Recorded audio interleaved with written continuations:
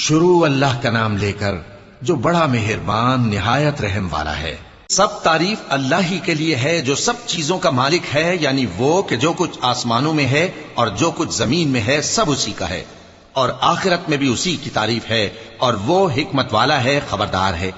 جو کچھ زمین میں داخل ہوتا ہے اور جو اس میں سے نکلتا ہے اور جو آسمان سے اترتا ہے اور جو اس پر چڑھتا ہے سب اس کو معلوم ہے، اور وہ مہربان ہے، بخشنے والا ہے۔ اور کافر کہتے ہیں کہ قیامت کی گھڑی ہم پر نہیں آئے گی۔ کہہ دو کیوں نہیں آئے گی؟ میرے پروردگار کی قسم وہ تم پر ضرور آ کر رہے گی۔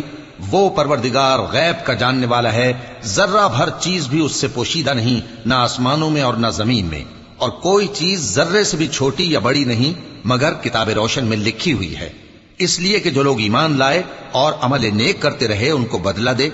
یہی ہیں جن کے لیے بخشش اور عزت کی روزی ہے، اور جنہوں نے ہماری آیتوں کے